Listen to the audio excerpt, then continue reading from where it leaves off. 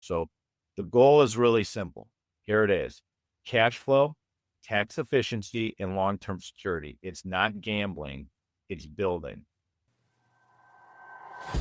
If you're within 3 feet of me, we're probably talking about real estate, much to my family's chagrin.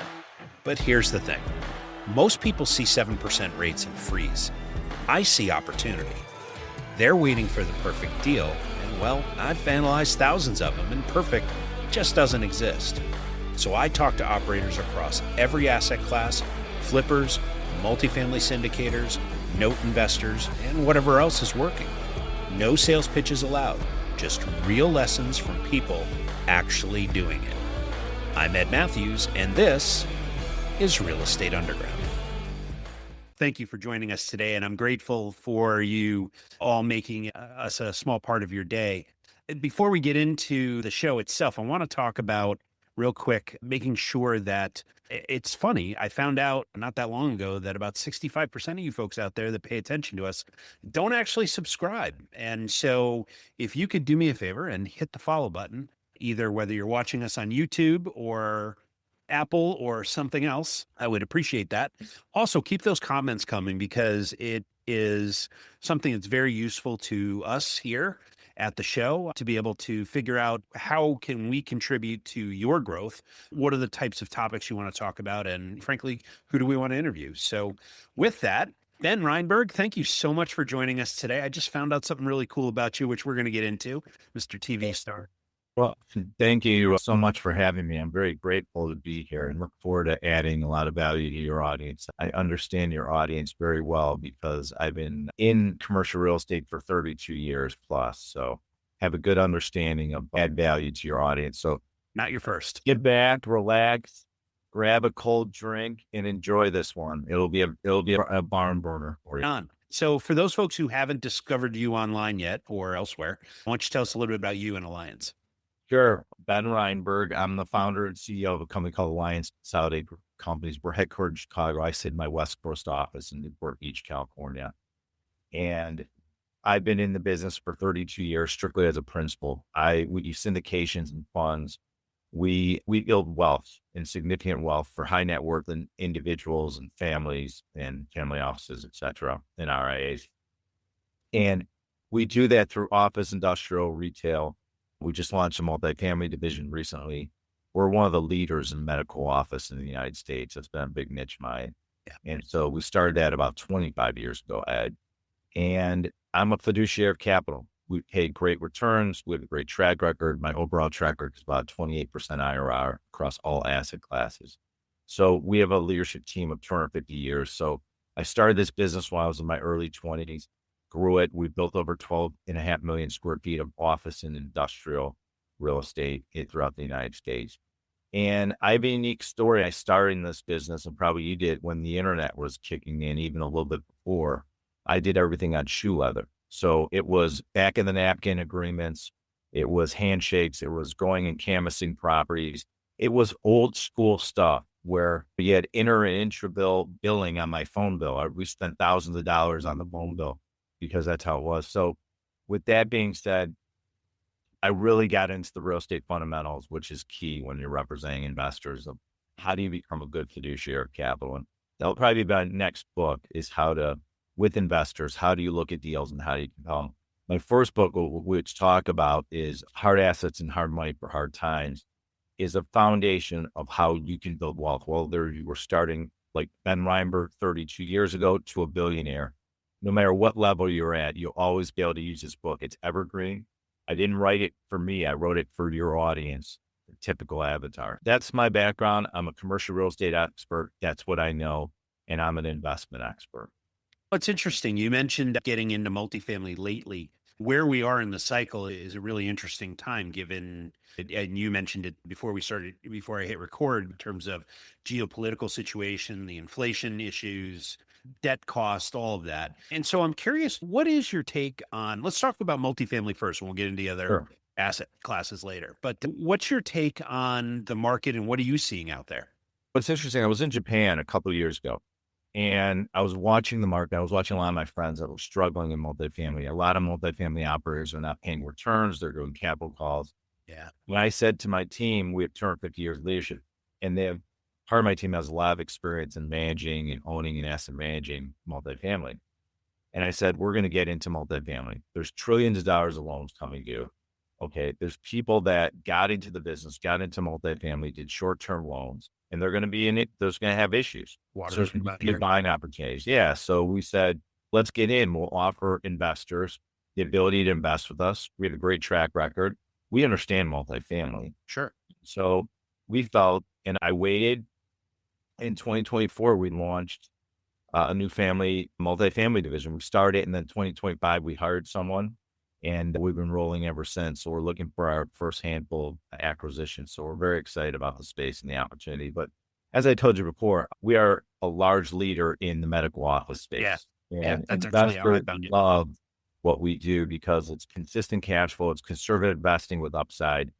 And what I love about medical office, and I say this to a lot of people, is that the human body is never going out of style. Yeah. So if the human body is never going out of style, your tenants pay rent, high renewal rates, you could add value. So for me, I love medical office. It's something I developed. It's something I pivoted from.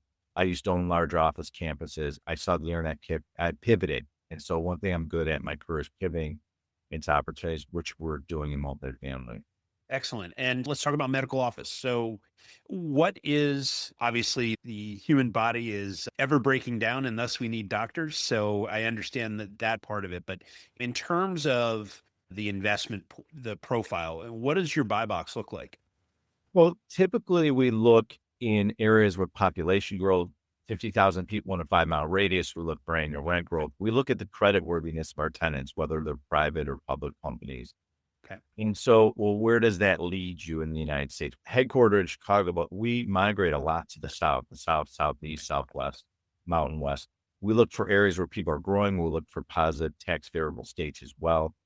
And that way, we're always looking to maximize returns for our investors. What we do is cost segregation studies on all our properties. Our Alliance Medical Fund, which is doing well, has 7 properties ready in it.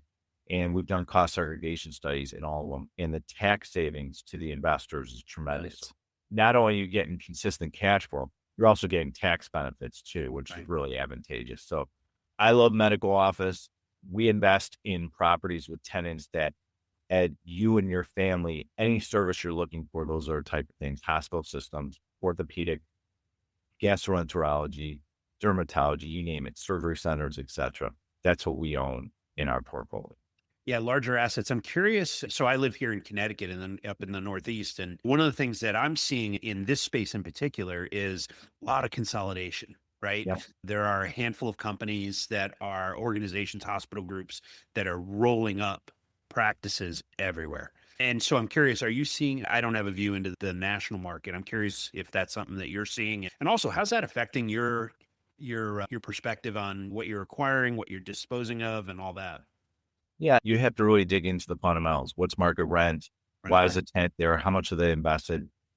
You could still have a property with a medical tenant owned by a hospital system, and they want to consolidate. We've seen that in our portfolio. That's why if you underwrite the fundamentals and say, if I have to protect my downside, how does the upside take care of itself? So Yeah. we're old school. I learned the business the right way. It's not a commodity. It's an asset. It's a hard asset. And I talk about how do you produce tangible assets, cash flowing assets that will be secure your cash flow and allow you security and control. And I want people to see that. And that's what's great about medical office. We have an upper 80s renewal rate from medical office. Wow, And that's so pretty good. it pays great returns to investors, which I love. And investors gravitate to doctors and attorneys and insurance agents. Sure, it saves Love it because it's okay. I can invest in the cowboy deal, but I could diversify with Alliance in their medical fund by saying, okay, I'm going to get 6, 7, 8% return with some upside, and it's consistent. And that's what they love. And we have a great track record. We're probably mid-20s IRR as it pertains to medical office. Medical office is a very conservative asset, and we've done really well with it, adding value, which is great. And I love it. I like the asset class. I looked at it 25 years ago. I said to my investors, you know what? We're not going to buy office campuses. The world's changing. There's vacancy, et cetera. People are working from home more and more. Yeah. And at the end of the day, we said, okay, if we're going to sustain ourselves in office, let's lean into medical office. So we leaned into medical office and done really well. And our investors have made a tremendous amount of money from it. And we continue. This business is a marathon business. It's like wine, the age, and you get better and better. And so we're in a good place of in the prime of my career. And for investors, it's a really good space to play in to diversify your capital away from multifamily or different asset classes. Yeah, I come from the tech space and I spent about 24 years there. And back when you were burning through shoes, making handshakes and squeezing hands and all that, growing your business as you were a startup, I was out there, A, trying to figure out if this internet thing was actually real, and B, saving the world from Y2K before I jumped back into internet. But so, yeah, the interesting thing, and it was a cycle even back then, looking back on it, you had all these corporations, tech companies in my world were buying up campuses of offices. Yep. And I'd fly out to the headquarters of whatever company I was working for at the moment, and 10 floors and 3 of them were empty and never to be filled. And there were a couple of companies, SAP being one of them, that back in the like mid 2000s, they were selling off at 50, 60 cents on the dollar. And those were good deals for them. It was a bloodbath. And what's interesting here in the Northeast, people say COVID killed the office space. I fundamentally disagree. I don't know that it ever came back from the Great Recession. Yeah, it was in trouble for COVID. I think COVID kind of lit the fire up. Push it off the cliff, Yes, right? But that's one of the things that has drawn me to the medical office space is that it's, like you said, it's evergreen. Yeah, absolutely. It's great. And it leans into why I wrote the book recently that came out, Hard Assets and Hard Money for Hard Times, is because it was the perfect time to write a book. I didn't have to write a book, Ed. I said, we're doing this because, in a time of economic instability and rapid market changes, I felt we're in one of the most chaotic markets in decades with inflation and rates and geopolitical risk. See, Ed, most people are scared and confused right now. And I wrote this book to give clarity and control, not headlines and hype. And when the world gets shaky, most investors, they either guess or follow a proven principle. And the book I wrote is the Playbook. And the reason why is I want your investor to know that hard assets, what they're investing with you and what investors invest with us, is what real wealth is built on. It's what shifts in today's landscape are pushing them to the forefront. So there are real tangible cash flowing assets like commercial real estate, which I do, and they don't disappear when the market throws a tantrum. And so, because what we realize is paper wealth can drop in a week, and hard assets hold value and produce income through any storm. And so what I want everyone to know out there is the smartest family, institutions, sovereign money, they're all shifting back to hard assets right now. And that tells you everything you need to know of what's going on in the market. Right on. So let me ask the dumb question. What is that telling you? What is that telling them? It's telling you that people are looking for control and clarity. And it's telling us people want a roadmap. They want capital tied to something real that pays you. Yeah. They want to use disciplined capital backed by assets. That's not a fantasy, not a speculation. They want to be able to build the resilience, which is what hard assets do. Because, Ed, when the market cracks, hard money keeps paying you and keeps you in control. Right. So people want control and clarity. And it's what's great about the book I wrote, because for your audience today, if you go to benreinberg.com, you can download the hard asset blueprint on my website, which is the foundation of the book. And basically the blueprint, Ed, is the roadmap. It's literally the roadmap I used for decades, how to find, how to buy, how to finance and scale assets the right way. And it's not a theory. I want everyone to know it's step 1, 2, and 3, right? Whether you're starting your first deal or protecting an 8-figure portfolio. And that's why the book is so relevant. That's why people are picking up the book, because they're saying, wait a minute, if I'm the Ben Reinberg from 32 years ago that had nothing to extremely wealthy, how do I build wealth? And so the blueprint will give you the guide and the principles. And then if you want to expand on that, you can also take courses from the website that will bring the book to life if you want to become an expert in buying hard assets. Yeah. One of the valuable things of a book is that you're basically boiling somewhere between a decade and a couple of decades of your life down into 200 pages. And Yeah. I'm a voracious reader. I try to read about 25 books a year. And last year I was a little less successful, but that's okay. You still read, I think I ever read 18 books, but the fact is that the ability to be able to look inside of the playbook of someone who's playing at your level is invaluable, right? One thing I love is that in the book, there's something really important as you build your hard asset empire. One, I give real stories, no fluff, deals that didn't work out as well. Yeah. I, it's authentic. People know, okay, we invest with Alliance. It's real. It's tangible. We can see it. We touch it. We get cash flow. At the end of the book, I wrote a chapter on mindset because as you build your hard asset empire, you're going to have changes in your life. You're going to have family that ebbs and flows. You're going to have people and friends that come out of your life. Yep. I talk about who's in your green room, who would protect you. You're going to have attorneys and accountants that change too, which happens in this process. So you're going to grow as a person. Sure. And how are you going to deal with that with your mind as well as the people around you? Because people are going to be jealous of you. Oh, look at him. He's successful. He's building a hard ass empire. How do we? And you have to deal with all this. You have to deal with the doubters. You have to deal with tough investors. You have to deal with employees. And so I talk about how do you get your mind right? How do you become that person that's emotionally intelligent and emotionally in control? Because when you're emotionally in control, when things are hard, like this environment, you have the world at your oyster. Yep. Because the person in the room that's calm and can see the forest, see the trees through the forest, makes it a lot easier to make decisions. I have to make decisions, hundreds of them every single day, Ed. And part of that is I need to be emotionally intelligent, be aware of my surroundings, be aware of emotions and how things are flowing, because human nature is such a big part of this business. And understanding the human mind and how behavior works is so critical. We actually have a chief people officer in our company. That's how much human behavior means to us.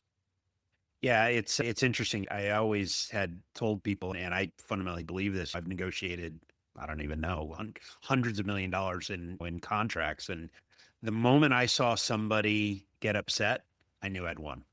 And it's because you make your best decisions when you're clear-headed. Yeah, absolutely. So I always tell people, like, wait another day if you're in a stressful situation. But I want to tell your investors, because this is important, especially with what you do for a living, is that saving cash out there, if you're saving cash, you're actually losing money because of inflation and taxes and missed opportunities. That's why hard assets are so relevant. And that's how you can protect your capital. And so I teach people is not about being rich. Being rich is about what you have now. I talk about becoming wealthy. Wealthy lasts for future generations and secures your future and builds an empire. And so hard assets are where it's at.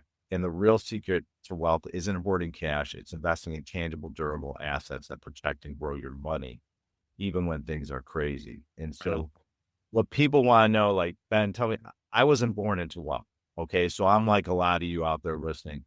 I had to learn through hard mistakes, and I made a lot of them, but I discovered a path to financial freedom through hard assets. So true wealth isn't hoarding cash, investing in tangible assets that protect and grow your wealth, even in chaos. And hard assets are crucial for building wealth. I couldn't agree more. And what you and I do for a living is so important to the public because we're protecting and allowing safety and security out there. And I can promise everyone out there is that you can learn how to become wealthy. I did it and you can as well. Yeah. And the fiduciary responsibility is something else, right? That I keep hearing you talk about. And it's rare in this industry because there's so many cowboys out there. And younger years, I probably would fall into that category as well, but I learned. And hitting singles and doubles is where you build a company. It's where you build wealth. Every once in a while, one of those doubles pops and you do get a home run, but those are not the ones you're swinging for. The ones you're swinging for, all you're looking to do is get on base, hit singles, move the runners. It's basic. It's the things, and I know this is in your book, the things that you do come from discipline and consistency, not swinging from your heels. Absolutely. You got to show up every day. You got to be consistent. You got to communicate. One of the things I've mastered over the year that is communication and how to improve my communication, how to be a better listener, how to seek the truth in what other people are seeking and saying. And so for me, it's been critical to constantly grow and evolve as a person as I age. And keep that in mind, everyone out there listening, is that I get this question all the time. It's like, what would you do differently if you were in your 20s? I would have done personal development. I would have worked on myself because knowing what I know now and being emotionally intelligent is incredible when it comes to business. The influence and the power and the ability to get great deals and negotiate great deals because you have an awareness that no one else has. And guess what? It benefits your investors. Couldn't agree more. Yeah. I have a mentor of mine who is become a really good friend of mine. But there was a point in my life where I left the company I was working for him. And we were talking years later, and I had come to the realization, it was probably 10, 11 years after I had left the company. And I said flat out to him, I said, if I was more emotionally intelligent when I worked for you, I'd probably still be working for you. And I wasn't. I was a hothead. And when that got me in a little hot water, and I thought the grass was greener, and turns out no, it wasn't. It was pretty good. It was pretty good where I was, but that's okay. He still returns my phone call, so that's a good thing. Let's move into the final five. So I'm curious, when you get to a point in your career where financially things are handled, you don't have to work, you work for other reasons. And I noticed that along in my tech days, the folks I worked for were incredibly successful, multi-billionaires. They didn't need the money. They were doing it for another reason. And so I'm curious, I know that you've reached that level of success, at least at multiple levels. And so I'm curious, what gets you out of bed on Monday morning? I like creating impact in people. I like giving back. I like helping people. I enjoy it. I enjoy seeing growth in my employees. I like making people money. I enjoy making money as well. And that's why I built the brand 5 years ago. And people said, why are you building a brand? And I realized that every founder and CEO in the world needs a personal brand. And so my staff came here, we built a personal brand. And it allows me to share my story with people, investors, people in our industry, people looking to get and build wealth. And so for me, it creates a lot of impact. And it's my way of giving back. And so social media and my book and a new TV show that was spin off of my podcast that's coming out, it's all ways to educate the public, which is what I enjoy doing. Yeah, so I'm interested in the show, the TV show. So tell me all about that. What's the premise of the show, and what are you trying to accomplish? We renamed it the Ben Reinberg Show. It'll be on the USA Today channels and their digital platform, and we'll be writing an article to go along with it. So they asked us to take the top two episodes of the new TV show, top 10 episodes in the first two seasons. The first season was leverage. How do you leverage in technology, not just debt, but like relationships, like what is really leverage? And so we invite people from around the world, and we have guests that come in studio, and we'll shoot on location. We do it in 3 days, and it's educational. And I do a call to action to describe and discuss what did the guest just say, because most of our audience don't understand everything that goes on. So I freeze the frame, I explain it, and tell everyone what's going on. It's great. Very educational, business oriented. It's about giving a tremendous amount of our guests are tremendous businessmen and women from around the world.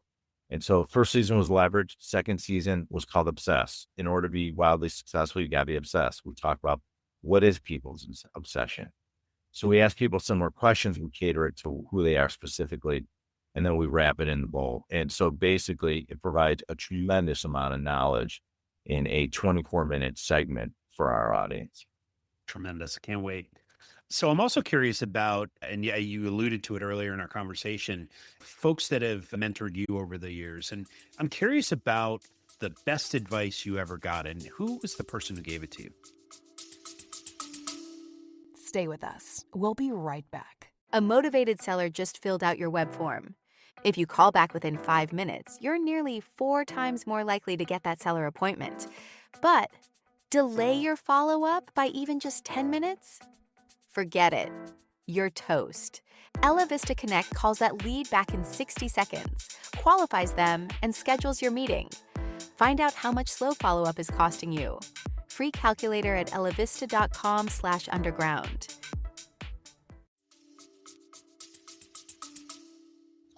It's actually interesting. I went to Indiana University, and one of my fraternity brothers said something to me one day. We were taking a test in class, and he's no longer with us, but he said to me, tough times don't last, tough people do. And I never forgot that, because as I've gone through my career and I've gone through different cycles and how to deal with challenges and all those things that are always in the back of my head is that tough times don't last, tough things you do. The other one that I'll throw out is my father said to me when I was younger, getting started in business. My father was a corporate guy at a railroad, totally different pure career path. But he always used to say to me, this shall pass. And he was right. You go through a challenge, you go through a relationship, you go through an issue, whatever it is, if you're listening out there, this shall pass. You'll look back and be like, yeah, I remember that was tough. Yeah. But it becomes a distant, faded memory over time. And so when you're in the moment, and you're in the heat and the stress and everything that goes on, just be aware that this shall pass. And that was really good advice that I take to heart. Yeah. And so here we talk about, here at Clark Street, we talk about learning a lot from the mistakes that we've made. Right. And I encourage it, right? Embrace the mistake, because that's the good stuff, right? That's where you Yeah. learn. And along those same lines, this too shall pass. When something blows up and we figure it out, and sometimes we don't, but a lot of times we figure it out. And I usually at some point tell the team, okay, now we know how to do that. And another good one to tell your audience is it's not how you react, it's how you respond. So we talked about taking a step back and controlling your emotions. Yeah. Before you react, hold on a second, take a breath, take a pause, take 10 minutes, an hour, whatever you need. Give yourself space, slow down, and then respond. Yeah, that's exceptional advice. So let's talk about those bad times, right? Everybody's weathered them and have gone through them. I'm curious about a decision that you've made over the years that you look back on and go, man, I would do that totally different if I had the opportunity. And how'd you handle it? I talked about this in my book. It's a great story. We talked about some of these war stories. I bought a huge 300,000 square foot office campus in the Midwest, and we put way too much debt on the property. We had a first, we had a mezz piece, and then we had our investors. And the lesson it taught me was do not over leverage your properties.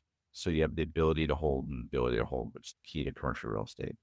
And so for me, it was a great lesson of don't take on mezz debt again. Don't over leverage, do low loan to values on your properties and your acquisitions, because we saw it a couple of years ago. Values drop. We have to refinance a property. It appraises out less. Now, all of a sudden, 60 LTV becomes 75. So it changes the dynamic if values drop. And so you have to be conservative. You have to have flexibilities in your loan, and you have to have the ability to pivot and audible in deals. And by leveraging your property significantly can really cause challenges in your portfolio. I bet this is one of the reasons. That's one of the reasons. I couldn't agree more. That's one of the reasons that you see an opportunity in the multifamily space is because I think it was 24. Moody's came out and said roughly 23% of the bridge debt that needs to be refinanced that year can't be because everybody's underwater. There's a stat that there's trillions of dollars of loans coming here between 25 and 29. Okay. And that's all different asset classes. And some of that's going to be stressed because, again, values have dropped. The world has changed last couple of years. Twice. And there's going to be spots where they're going to have some challenges. And so there's Yeah. going to be buying opportunities. There naturally has to be. Yeah. That's the cycle, right? Yep. Yeah. I'm also curious about how leaders like yourself take in information. What's the book on your nightstand right now, or your iPhone, or whatever, however you consume info? It's actually interesting. It's my book because it allows me to go back and look at some of the things that we've done, some of the war stories and some of the things, and reflect back and have some gratitude. So right now I have my book on the nightstand because I'll go back and I give lessons to part of my leadership team at 7 a.m. Pacific every morning. So I'll go back through that book and say, okay, what's a lesson that I could teach them that's interactive? And so that's currently on, but I love books as well. I've read some great books over the years. I'm an avid learner. I do a lot of personal development. So for me, I'm constantly learning and growing and evolving. Yep. And what that does is I just keep escalating my game higher, and it's our investors. So if not your book, what's the next book on your list that you're going to go after and take a look at, read? Daniel G just came out with a book I think it's called The Sales Method. And he's a top sales trainer and he does things a little bit differently. And so I picked up his book and it looks to me fascinating. And I'm excited to read that and finish it and learn from his ways. So I always look at people and say, how do they communicate? I love books on communication. how to properly communicate. I'm always looking at how do I improve my communication, my cadence, my presence. I speak on stage now, so I'm always learning, growing, and saying, okay, what do I need to do to improve? Constantly measuring myself. Yeah. It's interesting. People look at other people who are accomplished and they think, wow, it's so easy what they do. It's really that, and you're missing the 10,000 hours that you spent on learning how to publicly speak, learning how to run a business, learning this, learning that.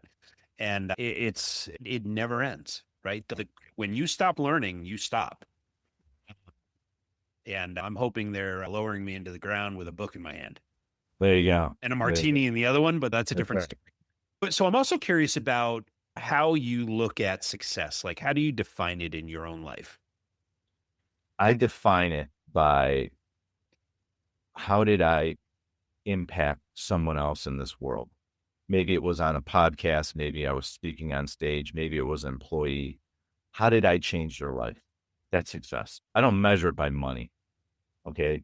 Money is just a tool that we can use for a lot of different things. We have a stat in the company. How many kids have we collectively put through college throughout the 30 plus years I've been in business? That's an incredible stat to have that wherewithal. Those are what's important. How did I change people's lives? How did I impact them? What's my legacy as I get buried? And so for me, it's how did I treat people? Did I treat people through kindness? How did I inspire them?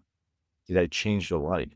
When they read Hard Assets and Hard Money for Hard Times, what was the emotion that came out of them? How did I enhance them and bring them higher on the learning curve from all the effort I had to put in to get to this point? Awesome. So when you're not talking about real estate or your book, what do you like to do for fun? I just started learning how to play golf. Okay, I'm taking lessons. So you like pain? Yeah, it's a difficult sport. I can tell you that much. But I'm enjoying learning. I can never justify taking that much time off during the day or weekend. I was raising my kids to be able to take 4 or 5 hours on the golf course and enjoy it. Now that I'm older, I'll be 56 in a week from today. I'll have the ability to play more golf. And so I'm enjoying learning it. I like the challenge. I love the knowledge of the game. It's fascinating to me. And I'm really enjoying it. So that's one. I play a little bit of pickleball and I'm avid into fitness. I work out with a trainer 3 or 4 times a week. I focus on my health, really into health and wellness. And for me, it's just continuing to focus on my health. That's what's important to me. And so Awesome. those are some of the things I do outside of real estate.